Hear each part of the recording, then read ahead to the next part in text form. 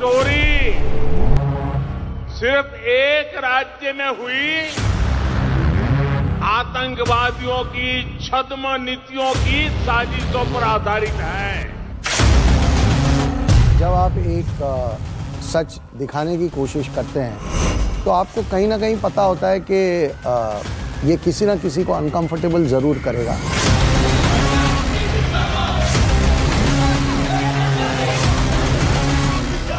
देखिए, लव जिहाद ये वर्ड हमने नहीं यूज किया कहीं पिक्चर में, ना हम यहाँ पे भी वो यूज करना चाहते हैं, क्योंकि जैसे ही आप इसे लव जिहाद कहते हैं फिर वो पॉलिटिकल कलर पकड़ लेते हैं। 3 लड़की की जिंदगी, उनमें से एक लड़की अभी अफगानिस्तान जेल में है जी, एक लड़की खुदकुशी कर चुकी है, उसकी माँ बाप आज भी उसकी जस्टिस के लिए वेट कर रहा है, एक लड़की वो कहाँ है किसी को मालूम नहीं। I can prove that number is not 32,000, it could be 50,000. I think मैं एक लड़की हूँ, इतना अजीब लगता है कि I know कि क्या क्या हुआ उन लड़कियों के साथ। हम 48 गर्ल्स में से 7 क्रिश्चियन हैं, बाकी हिंदू हैं। ये मुझे लगता है पूरे देश को देखना चाहिए, स्पेशली माता पिता को अपने हर बच्चे को, टीनेज वाले को दिखाना चाहिए कि वो समझे कि हमें किस तरह से बरगलाया जा रहा है। तुम लोगों ने बताया नहीं तुम कौन से गॉड को मानता? I think Shiva is a big god. जो गॉड अपनी वाइफ के मरने पे ऐसे कॉमन मैन की तरह रोता हो, वो गॉड कैसे हो सकता है? 36,000 लड़कियां अगर कहीं से गायब हो जाती हैं, जाहिर सी बात है लव जिहाद है। कैसे हमारे लड़कियों को परिवर्तन किया जा रहा है, मुस्लिम बनाने के लिए उनको बहकाया जा रहा है। हिजाब पहनी एक भी लड़की के साथ ना ही कभी रेप होता है, ना ही कभी कोई उन्हें छेड़ता है, because Allah always protects us. Are you trying to say only Allah protects? Father बोल रहे हो कभी मंदिर नहीं जाते थे, कभी पूजा में पार्ट नहीं लेते थे। द मोमेंट वो कन्वर्ट हो गई ना, दिन में 5 बार नमाज पढ़ने लगे।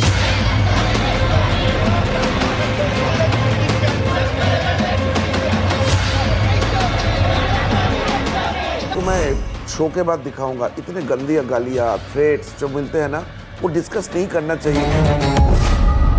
This is a global agenda. हमारे एक्स चीफ मिनिस्टर ने बोला है कि अगले 20 साल में केरला इस्लामिक स्टेट बन जाएगा। टेररिस्ट को टेररिस्ट की तरह ट्रीट कीजिए, that is all we have to say through the film also and on this platform. इस दुनिया को सिर्फ अल्लाह चलाता है, ओनली अल्लाह। आसमान से नहीं लिए, ये लड़कियों की बातों को ही डायलॉग में कन्वर्ट किए हैं। समय आ गया है कि इस पे एक कठोर कानून बनाया जाए, जिससे कि इसके खिलाफ, ये धर्मांतरण खिलाफ। अपना शौहर कबूल है, कबूल है। पूरे फिल्म में कहीं पे मुसलमान इस्लाम नाम नहीं बोला, लेकिन सबने बोला कि हमने इस्लाम के खिलाफ है, हमने तो टेररिज्म के खिलाफ बनाया। बिलीव करिए, ये फिल्म में एक एक शब्द सच है, एक एक सीन सच है, एक एक वाक्य जो वर्ड जो हमने उसकी सच है।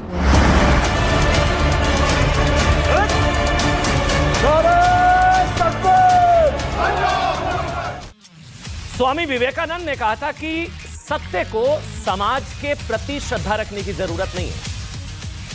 दरअसल समाज को सत्य के प्रति श्रद्धा दिखानी होती है, वरना समाज ही खत्म हो जाएगा। अलग अलग समाजों को चाहिए कि वो सच के मुताबिक खुद को ढाले। समाजों की जरूरत के हिसाब से सच नहीं बदल जाता। लेकिन आज के जमाने में ना, जब कोई कड़वा सच बाहर आता है ना, तो इससे कई बार समाज के एक हिस्से को बहुत परेशानी होने लगती है। वो हिस्सा सच पर ही सवाल उठाने लगता है, उसे मानने से इनकार कर देता है। डिनायल मोड कह लीजिए, ये तो हुआ ही नहीं। उसे आंकड़ों की पहेलियों में उलझाने लगता है। चल रहा है ना अभी 32,000, 3200 आंकड़ों की पहेलियों में उलझाने की कोशिश होती है। ऐसा ही हो रहा है Hindi film the Kerala story के साथ, जो प्यार का झांसा देकर फंसाई गई उन लड़कियों की, उन मासूम लड़कियों की सच्ची कहानी दिखाने का दावा करती है, जिनका प्यार के नाम पर न सिर्फ धर्म परिवर्तन हुआ, कन्वर्जन हुआ, बल्कि उन्हें आतंकवाद की काल कोठरी तक में झोंक दिया गया। निमिषा, सोनिया, रफेला जैसी ना जाने कितनी लड़कियां हैं जिनकी जिंदगी नर्क बन गई। लेकिन इन लड़कियों को न्याय दिलाना तो दूर, एक वर्ग को इनकी कहानी दिखाने तक से परेशानी है। वो कहानियां जो द केरल स्टोरी के केंद्र में है, इन कहानियों में कितनी हकीकत है, कितना फसाना है, ये जानेंगे आज हम द केरल स्टोरी की टीम के साथ हैं। मैं चाहूंगा मेरे साथ इंट्रोड्यूस मैं करा देता हूं, मेरे साथ फिल्म के प्रोड्यूसर विपुल शाह जी हैं। विपुल जी, बहुत बहुत स्वागत आपका। इसके अलावा मेरे साथ फिल्म में मुख्य किरदार निभाने वाली अदा शर्मा हैं। अदा जी, बहुत बहुत स्वागत। और साथ ही फिल्म के निर्देशक हैं सुदीप्तो सेन। सुदीप्तो जी, आपका बहुत बहुत स्वागत। इसके अलावा हमारे साथ कुछ एक्सपर्ट्स भी हैं, मैं एक बार उनका भी इंट्रोडक्शन दे देता हूं। मेरे साथ अश्वनी उपाध्याय हैं। आप सभी जानते हैं अश्वनी उपाध्याय इस तरह के कई मामलों में अपील डाल चुके हैं, याचिकाकर्ता है, सुप्रीम कोर्ट में वरिष्ठ अधिवक्ता हैं। के मनन साहब हैं, वरिष्ठ अधिवक्ता। मनन साहब, आपका स्वागत। शिवम भाई है मेरे साथ। स्वामी दीपांकर आज हमारे साथ है, इस मुद्दे को जोर शोर से उठाते रहे हैं। मुमताज आलम और फजील अहमद साहब, आप सबका बहुत बहुत स्वागत। सबसे पहले विपुल भाई, मैं आपसे शुरू कर रहा हूं। मतलब कुछ लोग कह रहे हैं क्या जरूरत थी पंगे लेने की, अच्छी खासी फिल्में आप लोग बना रहे थे, इतनी अच्छी अच्छी फिल्में चल रही थी आपकी। ये रिस्क टेकिंग फिल्म नहीं है, ये बहुत ज्यादा जिस तरह का विरोध हो रहा है, जिस तरह की चीजें, मतलब कहते हैं ना कि सच को दिखाने के लिए मादा चाहिए, एक हिम्मत चाहिए। वो रियलाइजेशन थी कि ये सब होगा, या आप अचानक से देख रहे हैं कि इतना ज्यादा विरोध हो रहा है? विपुल भाई, देखिए, जब आप एक सच दिखाने की कोशिश करते हैं तो आपको कहीं ना कहीं पता होता है कि ये किसी ना किसी को अनकंफर्टेबल ज़रूर करेगा, और जिन लोगों को ये अनकंफर्टेबल करेगा वो इसका विरोध भी करेंगे, हमारे सच को चैलेंज भी करेंगे। ये मुझे लगता है कि एक डेमोक्रेटिक प्रोसेस है और ये अलाउड होना चाहिए। एक सोसाइटी, हेल्दी सोसाइटी की निशानी है कि हम दोनों तरफ बहस करें। लेकिन बात सिर्फ इतनी है कि हमने जिन लड़कियों की कहानी पे ये फिल्म बनाई है वो 3 लड़कियां एग्जिस्ट करती हैं, इस पे कोई डिनायल नहीं है। हमारे फिल्म के एंड में आप उनके पेरेंट्स की, एक विक्टिम खुद अपने ऊपर क्या हुआ उसका बयान दे रही है। तो हमने फिल्म में वो भी दिखाया है कि एक लड़की जिसने खुदकुशी कर ली, उसके पेरेंट्स की टेस्टिमनी है। एक लड़की जो कि विक्टिम है वो खुद कैमरे पे आके मतलब ये रियलिटी है लव जिहाद। देखिए, लव जिहाद ये वर्ड हमने नहीं यूज किया कहीं पिक्चर में, ना हम यहाँ पे भी वो यूज करना चाहते हैं, क्योंकि जैसे ही आप इसे लव जिहाद कहते हैं फिर वो पॉलिटिकल कलर पकड़ लेता है। हमारे लिए ये एक बहुत बड़ी ह्यूमन ट्रेजेडी है, और इन लड़कियों का दर्द बहुत बहुत बड़ा है, बहुत भयंकर है, और हमें लगा कि इसे हमें लोगों के सामने लाना ही चाहिए, और वो हमने पूरी ईमानदारी से किया है। मैं आपको बता सकता हूं दावे के साथ कि इस फिल्म की एक लाइन भी अगर कोई साबित कर दे कि झूठी है तो हम माफी मांगने के लिए। उल्टा हो गया वैसे। सुदीप्तो भाई, आपको पता लगा होगा, अभी एक इनाम आ गया कि फिल्म के फैक्ट्स को अगर सही प्रूव कर दें उल्टा तो 1 करोड़ का इनाम है। भाई साहब, ऐसा मामला सुप्रीम कोर्ट भी पहुंच गया है। हाँ, इसको बैन करने के लिए आपकी फिल्म। लेकिन आप देखिए, सुप्रीम कोर्ट ने आज इस मामले को सुनने से ही इनकार कर दिया। जितना हमें पता चला है, हम लीगल एक्सपर्ट नहीं है, बट जो हमें पता चला है वो ये है कि सुप्रीम कोर्ट ने कहा है कि CBFC सेंसर बोर्ड की पूरी प्रक्रिया को इस फिल्म ने पार करके सर्टिफिकेट मिलने के बाद इसकी सुनवाई की कोई औचित्य नहीं। ऐसा कुछ है, अभी हम लीगल एक्सपर्ट नहीं है, हम नहीं बता पाएंगे। तो मुद्दा ये है कि सुदीप्तो दादा, प्लीज 1 करोड़ अपना सुदीप्तो जी 1 करोड़ मतलब अपने फैक्ट्स को साबित कर दीजिए, 1 करोड़ ले जाइए। बात ये है कि बहुत दुख की बात है अमन जी, आपको नहीं लगता है कि जहां पे हमारी कहानी बड़ी छोटी है, 3 लड़की की जिंदगी, उनमें से एक लड़की अभी अफगानिस्तान जेल में है जी, एक लड़की खुदकुशी कर चुकी है, उसकी माँ बाप आज भी उसकी जस्टिस के लिए वेट कर रहा है। एक लड़की वो कहाँ है किसी को मालूम नहीं, छुप गई है, क्योंकि उसको आज भी उसके साथ गलत काम किया गया था, उसको गैंगरेप किया गया था, वो लड़की अभी भी छुपे हुए है कहीं पे।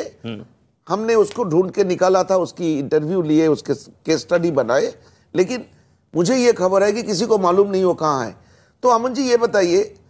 अच्छा, एक मिनट, वैसे इसकी बात कर रहा था। Now there is an opportunity for all those hyping the alleged conversions of 32,000 women on Kerala to Islamism. ये 1 करोड़ का इनाम रखा गया। 4 अच्छा अमन जी, आप ये बता दीजिए, ये 32,000 वाले आंकड़े पर विवाद है। मैं 32,000 की बात कर रहा हूं। अगर ये नंबर 31,470 होता, आप हमें बुलाते नहीं यहाँ पे, या 17,719 होता, आप नहीं बुलाते हमें। डेटा के ऑथेंटिसिटी की बात नहीं, ऑथेंटिसिटी की बात ही कर रहा हूं। हमारी फिल्म में बात यही है कि जब तक अगर फिल्म नहीं देखेंगे ना आप, मुझे पॉलिटिशियंस के साथ कोई लड़ाई नहीं है, हम बहुत रेस्पेक्ट करते हैं पिनारी विजयन को, शशि थरूर को, लेकिन as a film maker we have our ethics, we go through, as a journalist you have your own ethics, you never reveal the your in sources datas. we have data and sources, or I can prove that number is not 32,000, it could be 50,000. And ये सच है कि नहीं, सच हमारे side में है भाई साहब, इसलिए हमने एक आरटीआई डाले थे। वो आरटीआई भी फिल्म में हमने दे दिए हैं कि हमने पूछा था केरल गवर्नमेंट को 2 सवाल। सवाल नंबर 1, 15 जुलाई 2012 केरल असेंबली की फ्लोर में the then chief minister Oommen Chandy ji एक स्टेटमेंट देते हैं अबाउट कन्वर्शन, और वो कन्वर्शन की ओरिजिनल रिपोर्ट हमारे पास नहीं, क्या उन्होंने प्लेस किया था नहीं है हमारे पास। हमने देखा था लेकिन वो मतलब एक ही पेपर था, मैं 7 साल से काम कर रहा हूं इस सब्जेक्ट पे, तो हमें वो पेपर नहीं मिल रहा था, और जो था डॉक्यूमेंट वो सरकारी डॉक्यूमेंट नहीं था। वो सरकारी डॉक्यूमेंट को लेने के लिए हमने आरटीआई डाले थे। ठीक, तो आरटीआई का जवाब आया। 2 सवाल था उसमें। पहला सवाल था 15 जुलाई 2012 में ओमान चांडी सर ने क्या बोले थे, उसका रिपोर्ट चाहिए। हमारे पास केरल गवर्नमेंट की आरटीआई का जवाब आया, ये बोल के एक वेबसाइट है, उस वेबसाइट में इसकी जवाब है, आप ढूंढ लीजिए। अमन जी, आप बिलीव करेंगे वो वेबसाइट गलत वेबसाइट है। That website does not exist.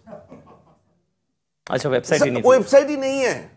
अच्छा, दूसरी सवाल, तो फिर फिगर्स कहां से आई? ना फिगर कहा तो हम बोलेंगे ना, हमारे नंबर नहीं, अगर मैं गलत नहीं हूं सर, नहीं, सॉरी, मैं 1 मिनट 20 मिनट रुक रहा हूं। अगर मैं गलत नहीं हूं, मैं इंटरवीन करूं। ओमान चांडी के सीएम की स्टेटमेंट को मैंने भी कोट किया, मैं लगातार इतने दिनों से शो कर रहा हूं। उन्होंने जो फिगर दिया वो 2800 से 3200 दिए।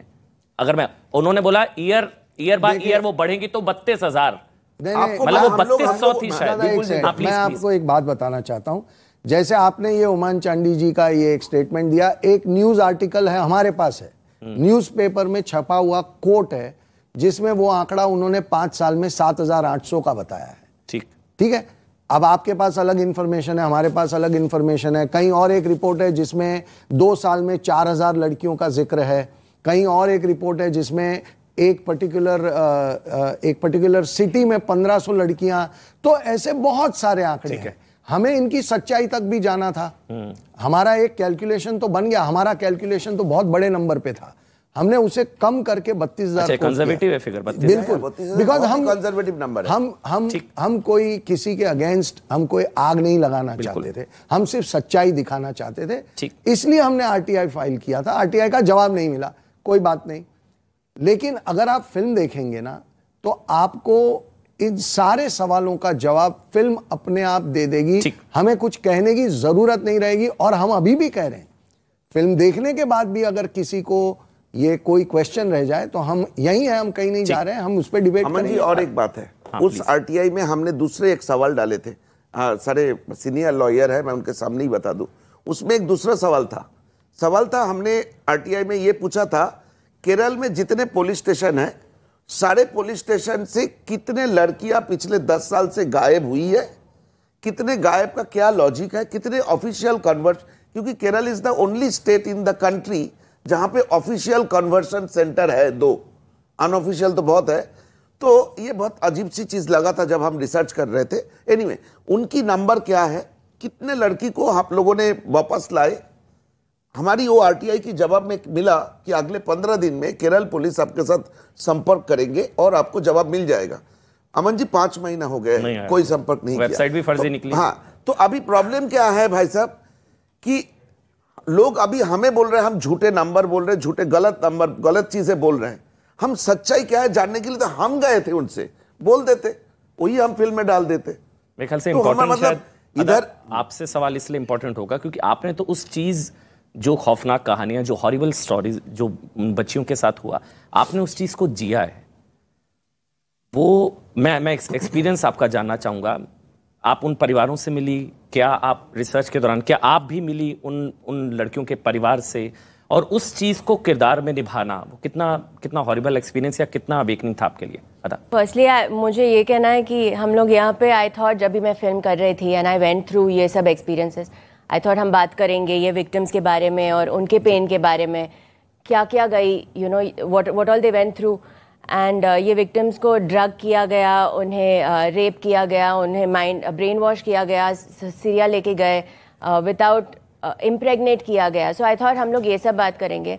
ना कि हम लोग एक स्टॉक मार्केट के शो में नंबर्स डिस्कस कर रहे हैं। आई थिंक मैं एक लड़की हूँ एंड इतना अजीब लगता है कि आई नो कि क्या क्या हुआ उन लड़कियों के साथ, but we are here discussing like stock market के फिगर्स डिस्कस कर रहे हैं कि ये नहीं इतनी लड़कियां रेप हुई, नहीं इतनी लड़कियां नहीं, इतनी, अरे चलो छोड़ो इतनी नहीं, हम लोग ऐसे नंबर्स फेंक रहे हैं, पैसे फेंक रहे हैं। ह्यूमन लाइफ इतना चीप हो चुका है कि एक ह्यूमन लाइफ के लिए हम लोग पैसे फेंक रहे हैं। जैसे हमारी मूवी में था, उन लड़कियों को ब्रेन वॉश करने के लिए उनको पैसे दिए जा रहे थे लोगों को, ताकि उनको ब्रेन वॉश करके उनको भेज दिया जा सकता। प्यार में उनको फंसाने के लिए उनको पैसे दिए जाते थे। अच्छा, तो आई थिंक कि हम लोग सेम चीज कर रहे हैं ना, we are throwing money and we are saying this for this much, this for this much, these many lives and इतना I don't know, we made it एक इतना अजीब बन चुका है। Because I know the pain and I know जब लोग film देखेंगे और जिन्होंने भी स्क्रीनिंग्स में फिल्म देखी है, I don't think anyone screening के बाद उन्होंने पूछा कि नंबर क्या था,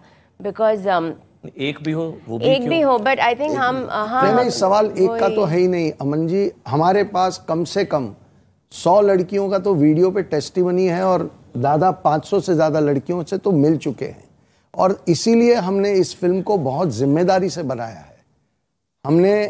और मैं आपको आज भी दावे के साथ कह रहा हूं कि जब कोई भी इंसान फिल्म देखेगा तो वो समझ जाएगा, ना हम किसी धर्म के अगेंस्ट हैं, ना ये फिल्म किसी कम्युनिटी के अगेंस्ट है, ये फिल्म टेररिस्टों के अगेंस्ट है। ये फिल्म केरला की अगेंस्ट है। केरला के अगेंस्ट भी बिल्कुल नहीं। शशि थरूर ने भी एक ट्वीट किया, terrorist at least about my Kerala. Sir, ये टेररिस्टों के अगेंस्ट है, और टेररिस्टों के अगेंस्ट बोलने में मुझे लगता है कि सबको हमारा साथ देना चाहिए, विरोध नहीं करना चाहिए। मैं आपके माध्यम से केरला की गवर्नमेंट को, केरला के लोगों को यह कहना चाहता हूं, हम सबके लिए Kerala has been always heaven on earth, god's own country.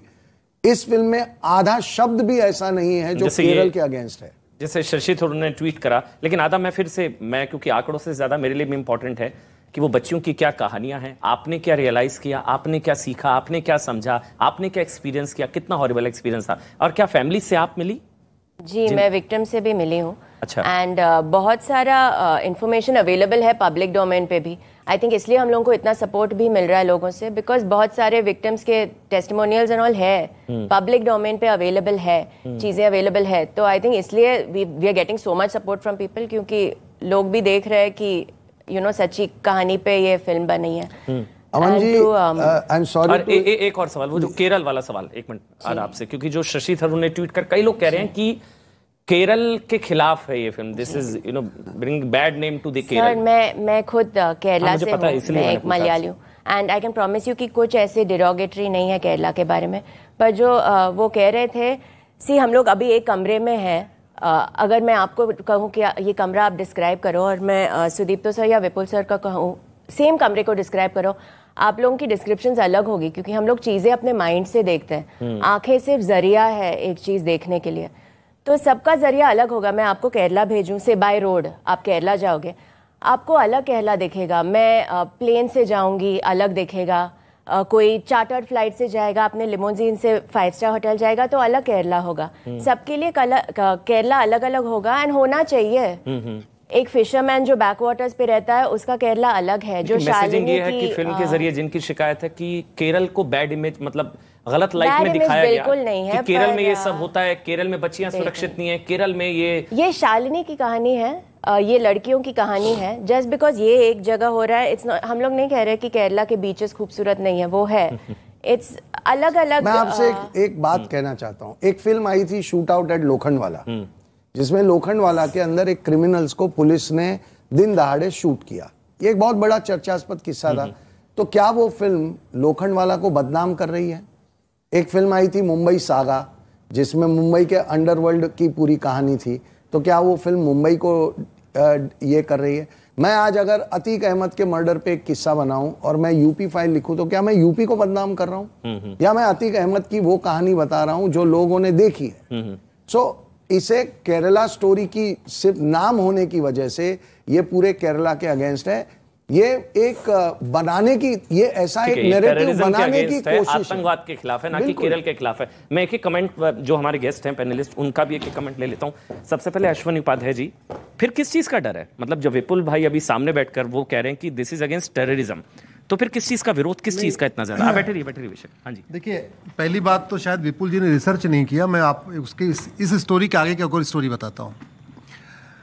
Jharkhand से, बिहार से और यूपी के पूर्वांचल से बच्चे गायब होते थे। करीब 60,000 बच्चे गायब हो गए। गायब होते होते होते बेचारे गरीब थे झारखंड के लोग, बिहार के लोग आदि, और खासतौर पे बंगाल के, वो शिकायत करते थे, कुछ नहीं होता था। बाद में एक टाइम ऐसा आया कि पता चला सारे बच्चे केरल के ऑर्फनेज में मिले, वहाँ के अनाथालय में जा रहे थे। केरल हाईकोर्ट में PIL हुई। जस्टिस अशोक भूषण जो सुप्रीम कोर्ट से रिटायर हुए थे, वो केरल हाईकोर्ट के चीफ जस्टिस थे। उन्होंने 60 पेज का जजमेंट दिया। CBI का उस पर जांच चल रहा है कि देश भर के बच्चे किडनैप करके लाए जाते थे, केरल में रखे जाते थे अनाथालय में, उनको कन्वर्ट कर दिया जाता था। उसमें बहुत बड़ी मात्रा में लड़कियां हैं। ये तो CBI जांच के बाद पता चलेगा कि लड़कियां वास्तव में केरल में बची हैं या चली गई, सीरिया गई या कहीं गई, लेकिन ये फैक्ट है। और जहां तक इसको कम्युनिटी के साथ नहीं जोड़ना चाहिए, जैसे आतंकवाद का कोई मजहब नहीं होता, ऐसे लफ्ज़ जिहादी का भी कोई मजहब नहीं होता, लैंड जिहादी का भी कोई मजहब नहीं होता, थूकने वालों का भी कोई मजहब नहीं होता। जो भी गलत काम करने उससे कोई कम्युनिटी थोड़ी बदनाम होती है। विरोध करने वाले सिर्फ एक ही कम्युनिटी से क्यों होते हैं फिर? स्वामी जी, मैं सबसे पहले विपुल बाबू को और अदा को बहुत शुभकामनाएं दूंगा। ब्रेवली काम किया आप लोगों ने। और हम छोटे थे तो सुनते थे कि सिनेमा समाज का आईना होता है और आईना मायने बदल कर रख देता है। तो मुझे लगता है कि ये मायने बदलने का काम इन लोगों ने किया है। केरल हाई कोर्ट से लेकर के ओमान चांडी तक और लोकल पुलिस स्टेशन से लेकर के केरल वासी तक, हाँ, हर व्यक्ति जानता है। जानने के बाद अगर जो हम कहें कि हमें पता नहीं, तो इतना ही कहूँगा कि death will kill you later but your ignorance will kill you much before it. तो चीज़ बहुत अच्छा पिक्चर बना है। मैं आई होप सो, मैंने आज अदा से भी और विपुल भाई से भी प्रॉमिस किया, जाकर देखूंगा भी।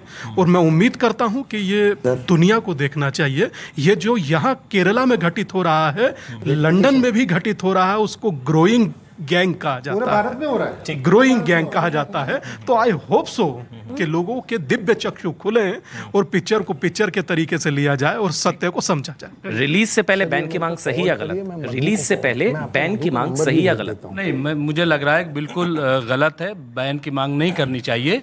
और मैं तो इन्हें मुबारकबाद दूंगा कि जिस तरीके से पठान में कोई कुछ खास नहीं था, और लेकिन उसके बाद वो जब चर्चे में आई तो बहुत मकबूल हो गई, बहुत ज़्यादा कमाई की। तो मैं इनको इसलिए भी मुबारकबाद दूंगा कि ये अब मकबूल हो रही है, पॉपुलर हो रही है, मीडिया में आके बैठ गए हैं। जाहिर है अभी और चैनल वाले भी जाएंगे, तो मैं इनको या इस बात के लिए तो ज़रूर मुबारकबाद दूंगा कि इनकी फिल्म अब ये हिट हो जाएगी। हिट हो जाएगी। आपका रिएक्शन सर? देखिए, हमारे निदेशक भाई ने फिल्म को बार बार केरला पे इन्होंने बहुत बात की। केरला सरकार चूँकि कांग्रेस की है वहाँ, तो हम कह रहे हैं कि ये तो मामला अफगानिस्तान है, सीरिया है, तो ये तो भारत सरकार का फ्लोरेंस है ना, NIA का मामला है। ये तो भारत सरकार को संज्ञान लेकर के अब तक इस पर NIA जांच का एक कमीशन बना देना चाहिए, चाहे 3 हो चाहे 3000 हो। मैं ये नहीं कहता हूँ कि 32,000 का फिगर, अगर 1.5 भी है तो हम ये कह रहे हैं कि ये भारत सरकार का बहुत बड़ा मैटर है कि अभी तक कमीशन बन जाना चाहिए था। और एक चीज़ अच्छी लग रही है वैसे सर, ये एक चीज़ अच्छी लग रही है। मैं आप ही के पास आ रहा हूँ सर, आप ही के पास। हम डिबेट नहीं करेंगे, आराम से बात करेंगे। मुझे एक चीज़ अच्छी लग रही है कि कम से कम रिकग्निशन आपकी तरफ से भी है कि हाँ ये फैक्ट है और ये है, ये हो रहा है। नहीं, अगर NIA जांच करके जब NIA भारत सरकार तब संज्ञान लेगी जब आप हो रहा है ना, मतलब फैक्ट है। नहीं, मैं फैक्ट ये इसे मैं तो जांच की मांग कर रहा हूँ। फैक्ट तो तब आएगा जब NIA जांच करके रिपोर्ट देगी या कमीशन। एक मिनट सर, कमीशन बना देना चाहिए। भाई साहब ने बार बार केरला सरकार का, एक बार भी उन्होंने भारत सरकार नहीं कहा। मेरा निवेदन है, हमको किसी जात मजहब पार्टी से रिलेटेड नहीं होना चाहिए। भारत हम सबका है। भारत में चाहे बच्चे हिंदू, और सुन लीजिए, कन्वर्जन के लिए कोई जात का होना जरूरी नहीं है। अभी 5 करोड़ लोग बुद्धिस्ट हो गए, 22 प्रतिज्ञा ले रहे हैं, वो कौन सी नहीं यार, मूवी बनाइए उस पर। हाँ बनाइए। शिवम जल्दी से एक कमेंट। देखिए, कन्वर्जन अगर फोर्स है तो प्रॉब्लम है, सरकार ने अभी हाल फिलहाल कहा है। और मैं तो कहता हूं कि जहां तक विपुल जी ने ये किया, ये बहुत अच्छा किया। इससे पहले एक रियलिटी इतनी सी है कि हम जो रियल फिल्में हैं उनको लेकर इतना क्रिटिकल क्यों हो जाते हैं। अगर कोई स्टोरी वो बता रहे या कश्मीर फाइल्स कोई स्टोरी बता रहे तो उसको इतना क्यों गरियाना चालू कर देते हैं। अरे वो फिल्मी लव स्टोरी वाला खत्म हो गया जमाना भाई। अब जो उन्होंने देखा, टेस्टिमनीज उनके पास हैं, तो शशि थरूर को इतना प्रॉब्लम क्या है, या केरला को। एंड वो बिल्कुल सही बात है, उन्होंने अतीक को लेकर कहा कि जब आप किसी इंसिडेंट को डिस्क्राइब करते हैं तो उसमें कम्युनिटी का कोई लेना देना नहीं है। और जहां तक बात इन्होंने कहा, धर्म का कोई लेना देना नहीं है। 2012 में हाई कोर्ट में खुद एक केरला का चर्च गया था और एक बिशप ने खुद आकर कहा कि खुद हमारी बेटियां जो क्रिश्चियंस हैं उनको भी कन्वर्ट करके आगे लेकर जाया जा रहा है। मुझे लगता है बहुत अच्छा है, करना चाहिए। और जहां तक बात एक धर्म की है, प्लीज आप इस चश्मे को उतार दीजिए। और मैं तो उनकी वेलबींग के लिए ज्यादा मानता हूं कि बहुत ज्यादा इंपॉर्टेंट चीजें ध्यान रखने की जरूरत है, क्योंकि जिस तरीके से पहले एक फिल्म बनी थी इसी तरह के इंसिडेंट पे, हर सच्ची घटना को आप फर्जी बताकर उसको डिस्क्रेडिट नहीं। ये एक मिनट शिवम, विपुल भाई एक सवाल आपसे, क्योंकि जो शिवम ने बोला उसी से जोड़ता हुआ, ये कहा जा रहा है कि कश्मीर फाइल से आइडिया आया आप लोगों को। छोटा सा ब्रेक ले रहे हैं, लेकिन केरल स्टोरी जो कहानी है कम से कम सच है या नहीं है वो फिल्म देखने के बाद ही तय होना चाहिए। दावा है सत्य घटनाओं पर आधारित है, कहानियां हैं, 3 लड़कियों की कहानियां हैं जो कि हार्ड फैक्ट्स है। सुप्रीम कोर्ट ने भी एनआईए को जांच करने के लिए बोला था लव जिहाद के टेरर कनेक्शन को लेकर, वो सारे हार्ड फैक्ट्स हैं, देखना जरूरी है, उसके बाद तय करिए क्या करना है। छोटा सा ब्रेक तो ना था जाऊंगे, छोटा सा ब्रेक ले रहे हैं।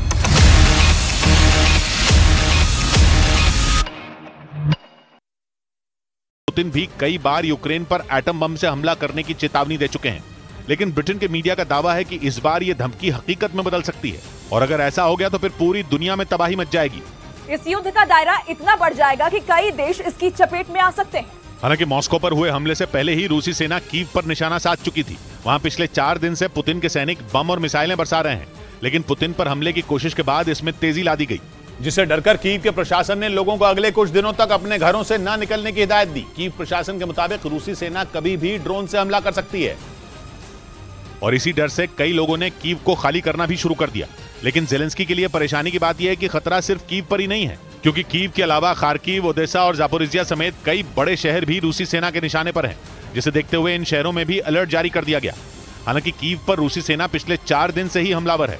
उसने इन 4 दिनों में कई मिसाइलें बरसाई और ईरान के शाहिद 136 ड्रोन से जोरदार हमले किए। इस बीच यूक्रेन का दावा है कि उसकी सेना 24 में 18 रूसी ड्रोन तबाह कर चुकी है, लेकिन माना जा रहा है कि क्रेमलिन अटैक के बाद कीव पर अगले कुछ घंटों में इससे भी बड़ा हमला हो सकता है, जिसे रोक पाना जेलेंस्की के सैनिकों के बस में नहीं होगा।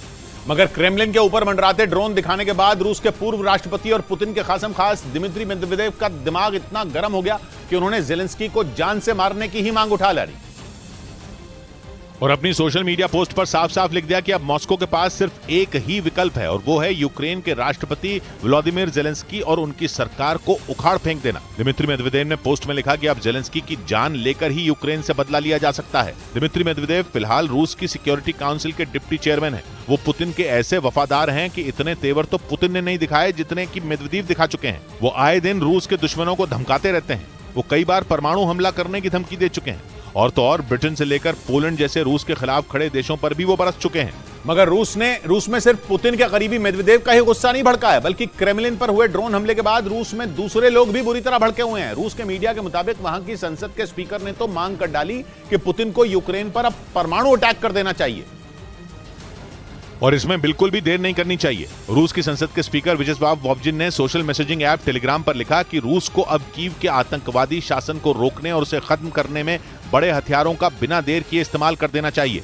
हालांकि ये साफ नहीं हो सका कि वियाचेस्लाव वोल्जिन किस तरह के हथियारों का जिक्र कर रहे थे, लेकिन माना जा रहा है कि उनका इशारा परमाणु हमले की तरफ था, क्योंकि एक रोज पहले जब से पुतिन के घर क्रेमलिन पर ड्रोन हमला हुआ तब से जेलेंस्की पैलेस पर भी हमले की मांग उठने लगी है। रूस ने तुरंत बयान जारी कर इसे एक आतंकवादी घटना बताया, और रूस ने दावा किया कि ये यूक्रेन की तरफ से राष्ट्रपति पुतिन को मारने की एक साजिश थी, जिसे रूस की सेना ने नाकाम कर दिया। हालांकि यूक्रेन ने इस ड्रोन हमले पर सफाई दी और कहा कि इससे उनका कोई लेना देना नहीं है, लेकिन रूस को यूक्रेन की ये सफाई पच नहीं रही। वहां सभी का मानना है कि अमेरिका और नेटो देशों के इशारे पर यूक्रेन की सेना ने पुतिन को जान से मारने के लिए ड्रोन भेजे थे। उसे लगने लगा कि चीन अब तक उसे जो धमकी दे रहा था वो सच होने जा रहा है, और वहां लगातार मांग की जा रही है कि जेलेंस्की और उनकी सेना को इसकी सख्त सजा दी जाए। रूस के गुस्से का असर यूक्रेन में दिखने भी लगा है। कई इलाकों में रूसी सेना ने हमले तेज कर दिए हैं। ब्रेकिंग न्यूज आ रही है, रूस के यूक्रेन से बदला लेने के ऐलान के बाद नेटो को बहुत बड़े खतरे का डर सता रहा है, और उसने अमेरिका से लेकर पूरे यूरोप को चेतावनी भी दे दी है। चेतावनी यह है कि रूस उनके आसपास मौजूद समंदर में हमला कर सकता है। नेटो के इंटेलिजेंस चीफ ने अंदेशा जताया कि रूस समंदर के अंदर बिछी केबलों के जाल को तबाह करने की फिराक में है। समंदर के भीतर मौजूद केबलों से ही दुनिया में इंटरनेट डेटा ट्रांसमिट होता है। वित्तीय लेन देन और ऊर्जा भी इन केबलों के जरिए ही सप्लाई होती है। ऐसे में अगर रूस ने उन केबलों को ही काट दिया तो बिना गोली जलाए, बिना मिसाइल गिराए वो अमेरिका और यूरोप का भट्टा बैठा देगा, क्योंकि अंडर सी केबलों के बिना दुनिया का काम नहीं चल सकता। यही वजह है कि नेटो को डर है कि पुतिन पश्चिमी देशों से यूक्रेन की जंग का हिसाब बराबर करने के लिए ऐसा हमला कर सकते हैं जिसकी आवाज तक नहीं होगी, लेकिन चोट बहुत गहरी पहुंचेगी। रूस पहले से ही एक्शन मोड में था। वो आए दिन अपने परमाणु हथियारों की अकड़ दिखा रहा था, लेकिन क्रेमलिन पर हमले की कोशिश का दावा करने के बाद से तो वो अपने दुश्मनों को सबक सिखाने के लिए छटपटा रहा है। वो बदला लेने का खुला ऐलान कर चुका है। ऐसे में नेटो के इंटेलिजेंस चीफ की ये चेतावनी कि रूस समंदर के अंदर मौजूद केबलों को निशाना बना सकता है बहुत डरावनी है, क्योंकि अंडर सी केबलों को हमलों से बचाने का कोई खास इंतजाम नहीं है, इसलिए वो रूस का आसान निशाना बन सकती हैं। और रक्षा विशेषज्ञों का मानना है कि रूस के पास ऐसे हथियार हैं जिनसे वो समंदर में मौजूद केबलों को जबरदस्त नुकसान पहुंचा सकता है। और करोड़ों किलोमीटर लंबी ये केबलें पूरी दुनिया में फैली हुई हैं, दुनिया के हर कोने में है। अगर उन केबलों पर आंच आई तो फिर इंटरनेट बंद है, क्योंकि पूरी दुनिया का जितना भी इंटरनेट ट्रैफिक है उसका 95% हिस्सा समंदर के अंदर बिछी केबलों के जाल से ही गुजरता है। ये केबल नहीं रही तो इंटरनेट नहीं बचेगा, और आज इंटरनेट के बिना गुजारा मुमकिन ही नहीं है। बिना इंटरनेट की दुनिया ही नहीं सोची जा सकती। और तो और दुनिया में रोजाना लगभग 10 लाख करोड़ डॉलर यानी भारतीय रुपयों में 817 लाख करोड़ रुपयों का जो वित्तीय लेन देन होता है वो भी इन केबलों के जरिए ही होता है। ऐसे में रूस को अमेरिका और यूरोप पर परमाणु बम गिराने की जरूरत ही नहीं। वो अगर समंदर के अंदर बिछी केबलों को ही उड़ा दे तो अमेरिका और यूरोप दोनों घुटनों पर आ जाएंगे। दोनों तरफ कोहराम मच जाएगा। लोग न कहीं पैसा भेज पाएंगे न ले पाएंगे। बड़े बड़े बैंक ठप पड़ जाएंगे। और तो और दुनिया में क्या हो रहा है किसी के पास कोई जानकारी नहीं पहुंच पाएगी। ऊपर से क्रेमलिन पर ड्रोन अटैक की कोशिश के दावे के बाद से रूस के तेवर भी ऐसे हैं कि रोक सको तो रोक लो। उस पर रूस अगर समंदर के भीतर केबलों को काट भी दे तो उसे कसूरवार ठहराना भी टेढ़ी खीर होगा, क्योंकि इन केबलों को तो मछुआरों की नावों और भूकंप के झटकों से भी नुकसान पहुंच जाता है। यानी रूस हमला करके निकल जाएगा और अमेरिका मुंह देखता रह जाएगा। नेटो को रूस पर शक इसलिए भी है क्योंकि उसका कहना है कि पिछले कुछ साल के मुकाबले रूस की सेना अटलांटिक महासागर में ज्यादा एक्टिव हो गई है। और अटलांटिक महासागर के एक तरफ अमेरिका है, दूसरी तरफ यूरोप। दोनों पुतिन के दुश्मन हैं। नेटो का यह भी दावा है कि बाल्टिक सागर और नॉर्थ सी में भी रूस की सेना की हलचल तेज हो गई है। ये दोनों समंदर भी अटलांटिक महासागर का हिस्सा हैं। नॉर्थ सी ब्रिटेन और डेनमार्क के बीच में है, और Norway, Germany, the Netherlands, Belgium और फ्रांस जैसे देश भी उससे लगते हैं। ये सभी देश नेटो के सदस्य हैं। एक साथ इतने शिकार पुतिन को कहां मिलेंगे? ऐसे में नॉर्थ सी पुतिन के लिए मोटा टारगेट तो है। वहां पुतिन का छोटा सा भी हमला इन देशों के लिए बहुत बड़ी मुसीबत खड़ी कर सकता है। वहीं बाल्टिक सागर में तो जंग की शुरुआत से ही रूस के एक्शन के किस्से सुनने को मिल रहे हैं, क्योंकि बाल्टिक सागर के इर्द गिर्द स्वीडन, फिनलैंड, खुद रूस, Estonia, Latvia, Lithuania, Poland, Germany और डेनमार्क जैसे देश हैं। और इनमें बस इकलौता स्वीडन ही है जो नेटो का हिस्सा नहीं है। यही वजह है कि नेटो को रूस के इतने एक्टिव होने पर साजिश की बू आ रही है। नेटो ने बताया कि रूस समुद्र तल पर मैपिंग भी कर रहा है, और पुतिन ये अच्छी तरह जानते हैं कि समंदर के अंदर मौजूद केबल पश्चिमी देशों की सबसे बड़ी कमजोरी है। इसलिए नेटो को आशंका है कि वो केबलों को बर्बाद करके पश्चिमी देशों को यूक्रेन की मदद करने की सजा देना चाहते हैं। वो बस हमला करने के लिए सही मौका ढूंढ रहे हैं। लेकिन पुतिन का समंदर की केबलों को तबाह करने का प्लान विश्व युद्ध भी भड़का सकता है, क्योंकि नेटो ने पिछले साल ये साफ कर दिया था कि अगर उसके किसी भी सदस्य देश के अहम इंफ्रास्ट्रक्चर पर हमला हुआ तो नेटो के संविधान का आर्टिकल 5 एक्टिवेट हो जाएगा, जिसका मतलब होगा थर्ड वर्ल्ड वॉर। क्योंकि नेटो का आर्टिकल 5 कहता है कि अगर उसके किसी एक भी सदस्य देश पर हमला हुआ तो वो पूरे के पूरे मिलिट्री अलायंस पर हमला माना जाएगा, और फिर पूरा नेटो अपने साथी की मदद के लिए उतर आएगा। ऐसे में अगर रूस ने अमेरिका, फ्रांस, पोलैंड, ब्रिटेन या किसी एक भी नेटो देश की अंडर सी केबल को निशाना बनाया तो नेटो के सभी 31 देश रूस पर टूट पड़ेंगे। हालांकि रूस के हमलों से निपटने के लिए नेटो ने बाजुएं चढ़ाई भी हुई हैं। उसने पिछले साल बाल्टिक सागर में नॉर्थ स्ट्रीम गैस पाइपलाइन पर हुए धमाकों के बाद से अंडर सी केबलों की सुरक्षा के इंतजाम शुरू कर दिए हैं। ब्रेकिंग न्यूज आ रही है पुतिन पर हुए हमले से जुड़ी। रूस के राष्ट्रपति भवन पर हुए हमले के बाद पुतिन की सेना ने कीव समेत कई शहरों पर मिसाइलें बरसा दी। मॉस्को में हुए हमले के बाद रूस की सेना ने यूक्रेन पर बदले की कार्रवाई।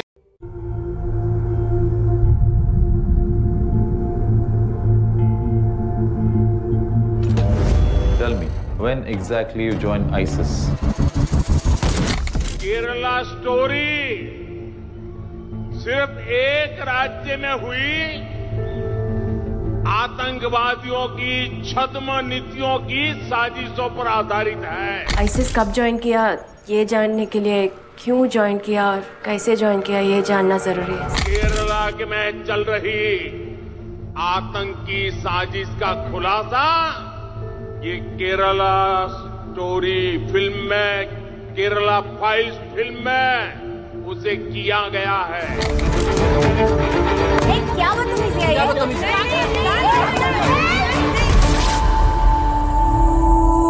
हिजाब पहनी एक भी लड़की के साथ ना ही कभी रेप होता है, ना ही कभी कोई उन्हें छेड़ता है, because Allah always protects us. Are you trying to say only Allah protects? Fatima,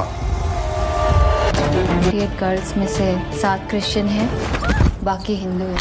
ऐसी आतंकी प्रवृत्ति वालों से कांग्रेस पिछले दरवाजे से राजनीतिक सौदेबाजी तक कर रही है। हमारे एक्स चीफ मिनिस्टर ने बोला है कि अगले 20 साल में केरला इस्लामिक स्टेट बन जाएगा। मेरे जैसे हजारों लड़कियां हैं जो अपने घर से भागकर इस रेगिस्तान में दफन हो चुकी है। आरएसएस का एजेंडा बता रहे हैं केरल के मुख्यमंत्री विपुल भाई।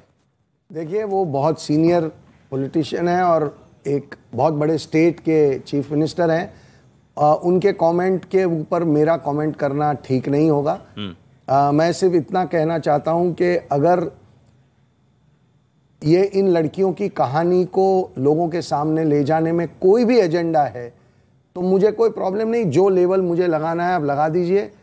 मुझे इतना कहना है कि अगर इस फिल्म से इन आने वाले समय में अगर कुछ लड़कियों की भी जिंदगी बच जाती है तो मैं उस एजेंडा को मैं एक्सेप्ट करने के लिए तैयार हूं।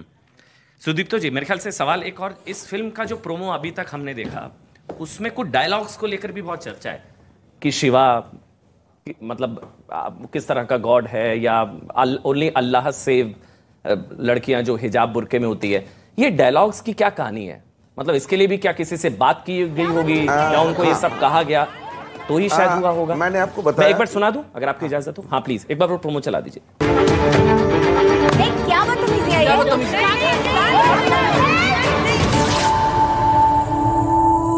हिजाब पहनी एक भी लड़की के साथ ना ही कभी रेप होता है, ना ही कभी कोई उन्हें छेड़ता है, because Allah always protects us. Are you trying to say only Allah protects? मुझे याद आ रहा है ये जो हिजाब पहनी एक भी लड़की के साथ ना तो रेप होता है, ओनली अल्लाह प्रोटेक्ट अस। अभी शायद 4-5 दिन पहले खबर कोई संभाजी नगर से आई थी। अब वो तस्वीर अगर हम चला सकते हैं पीसीआर, संभाजी नगर से, हाँ ये वो तस्वीरें हैं।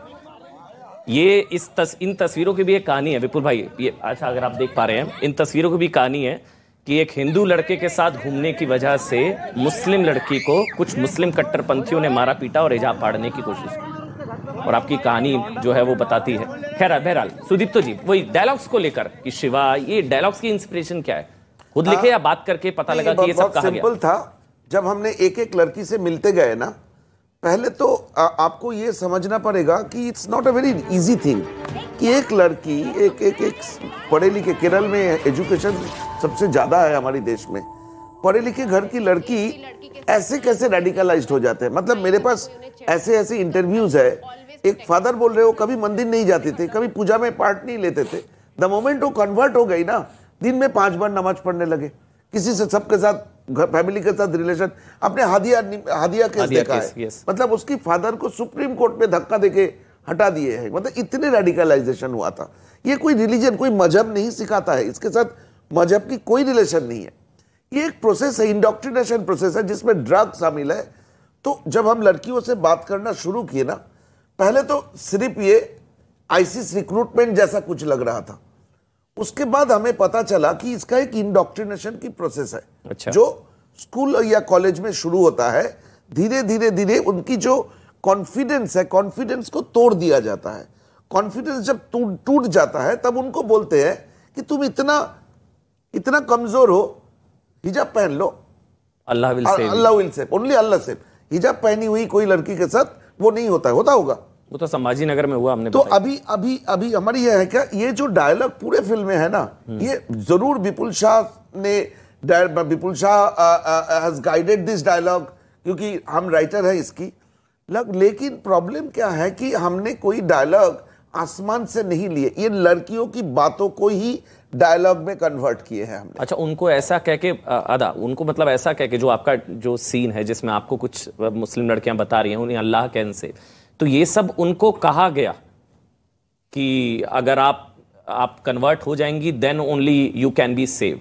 आई थिंक कोई भी लड़की अगर ये फिल्म देखेगी वो कोई भी मजहब से अगर बिलोंग करेगी, I think it's a very good movie जो अवेयरनेस स्प्रेड करेगी, बिकॉज यू विल नो कि अगर कोई आपका कॉन्फिडेंस तोड़े तभी वो आपके माइंड में आ सकता है, वो इंसान अपने थॉट्स आपके माइंड में आ सकता है। तो अपने बिलीव्स रखो स्ट्रॉन्ग, अपना फेथ स्ट्रॉन्ग रखो, क्योंकि अगर आप भी लड़खड़ा रहे हो तो फिर कोई आपके मन में कुछ भी बोल सकता है, तो आप बिलीव करने लगोगे, बिकॉज आपका सेल्फ कॉन्फिडेंस फिर नीचे है तब।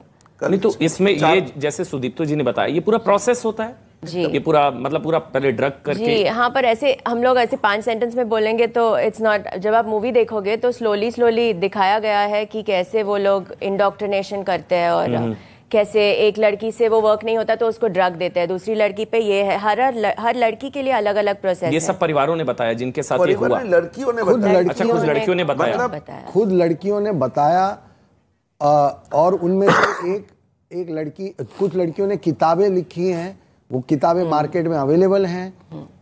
कल उनमें से एक लड़की ने यहाँ आके मीडिया से बात की है and she was very upset के नंबरों में, पूरी हमारे पेन को नंबरों में उलझाया जा रहा है। और भी लड़कियां अब केरल में जाग रही हैं, बिकॉज ये उनके लिए बहुत बहुत डिफिकल्ट सिचुएशन होती है। जब वो खुल के बाहर आती हैं तो उनके लिए बहुत खतरे भी पैदा होते हैं, फिर भी अब लड़कियां हिम्मत कर रही हैं।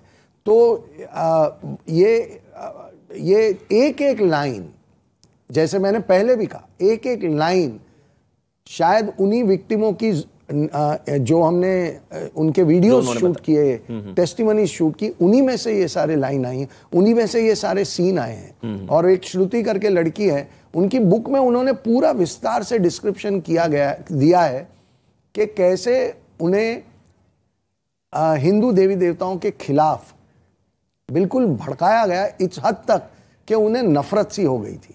Today she is back to being a Hindu, वो वापस हिंदू बन चुकी हैं। लेकिन ये उन्होंने अपनी बुक में बहुत विस्तार से डिस्क्राइब किया और बहुत सारी लड़कियों ने ये बहुत खुल के अपनी टेस्टिमनीज में हमें बताया। अच्छा, एक और सवाल उठता है, मैं अश्विनी जी आपके पास भी आऊंगा।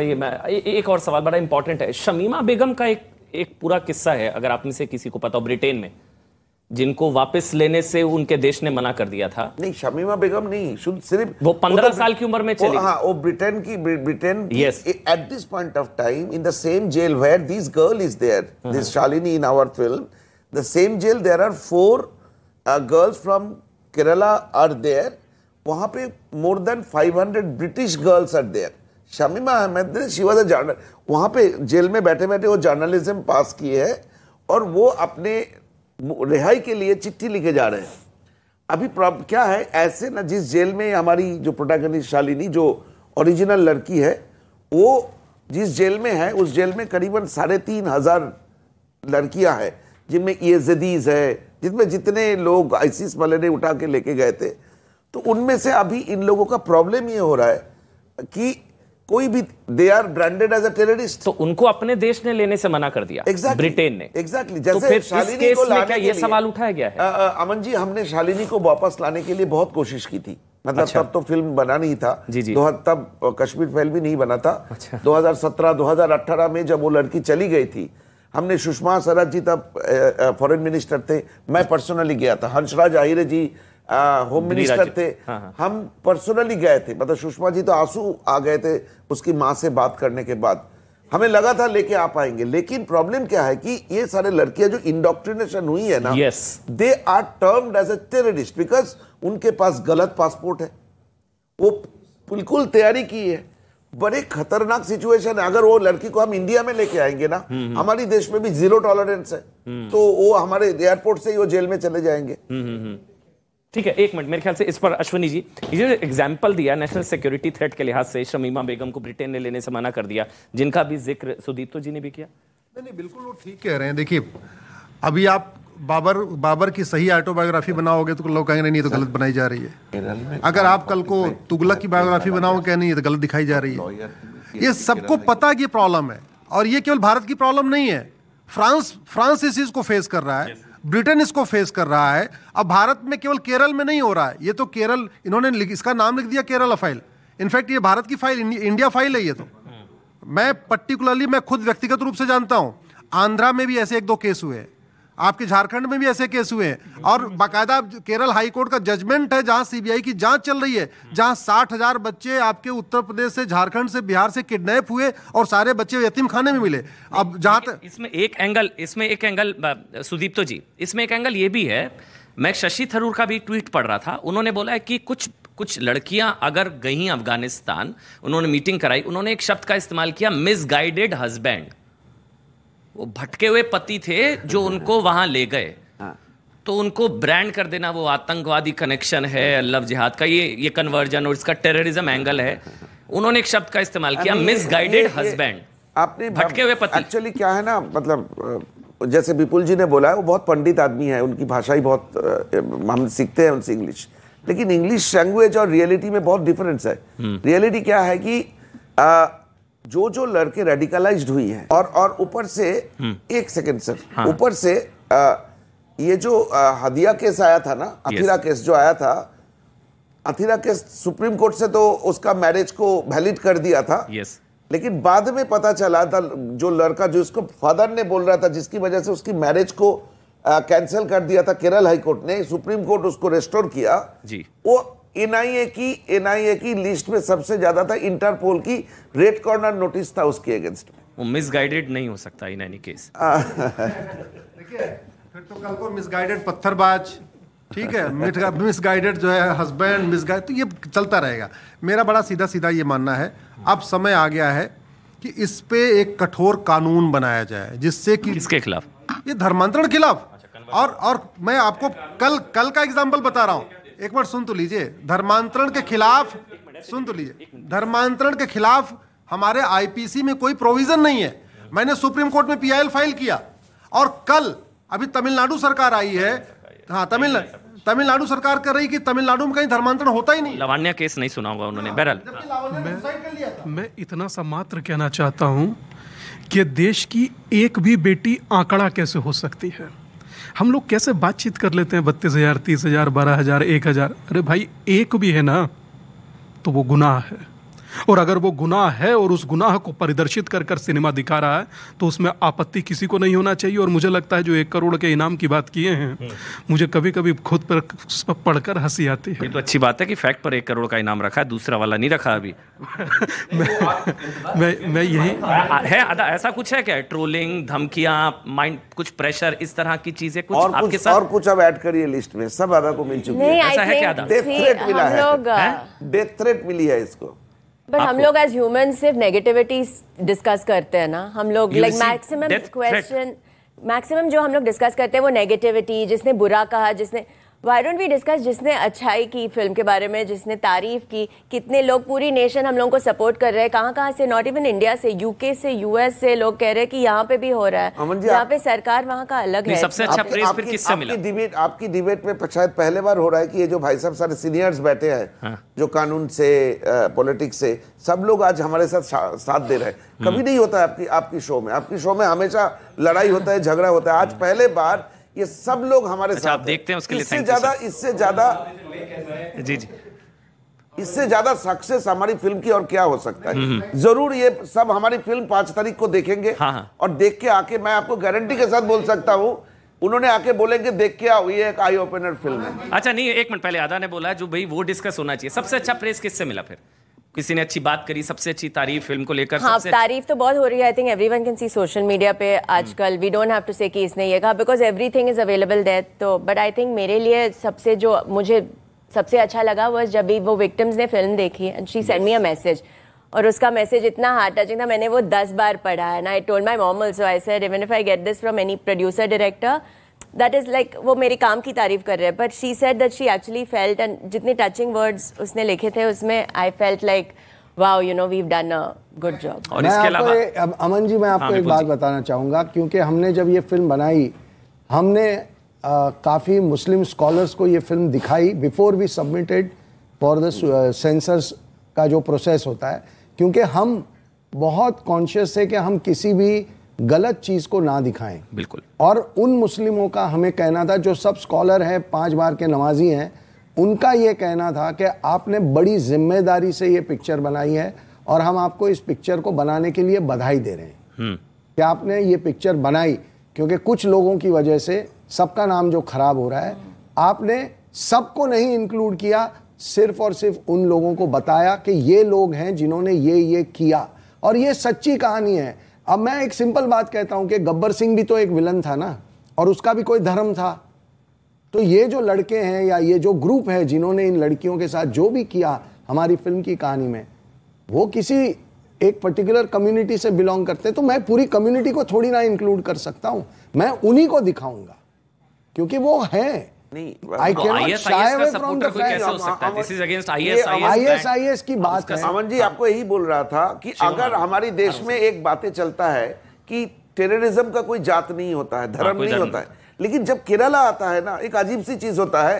टेररिज्म बोलो एक पर्टिकुलर मजहब को जोड़ देते हैं। हमने पूरे फिल्म में कहीं पे मुसलमान इस्लाम नाम नहीं बोला, लेकिन सबने बोला कि हमने इस्लाम के खिलाफ है, हमने तो टेररिज्म के खिलाफ जिस तरह के डायलॉग्स हैं वो उनको कोट करें, ओनली अल्लाह कैन सेव। मैं वही बोल रहा हूँ, आपने वो डायलॉग तो उठा लिया, लेकिन उससे पहले वाला डायलॉग भी नहीं सुने, उसके बाद वाला डायलॉग भी नहीं सुने। भाई टेररिस्ट भी तो सर्टन चांट्स करते हैं ना, उससे आप उनके धर्म को क्यों जोड़ रहे हैं? आप टेररिस्ट को टेररिस्ट की तरह ट्रीट कीजिए, that is all we have to say through the film also and on this platform also. और सबसे एक मिनट एक फैक्ट आपको देता हूं, आप लोग गूगल करिए डेजिग्नेटेड टेररिस्ट ग्रुप, उसमें 50 आतंकवादी संगठनों का नाम है A to Z, और वो 50 के 50 आतंकवादी संगठन जिसको यूएन ने डेजिग्नेटेड टेररिस्ट ग्रुप बनाया है, पूरी दुनिया ने उनको टेररिस्ट माना है, वो एक ही कम्युनिटी से है। लेकिन इसका मतलब थोड़ी को कम्युनिटी पूरी टेररिस्ट हो गई, ऐसा नहीं है।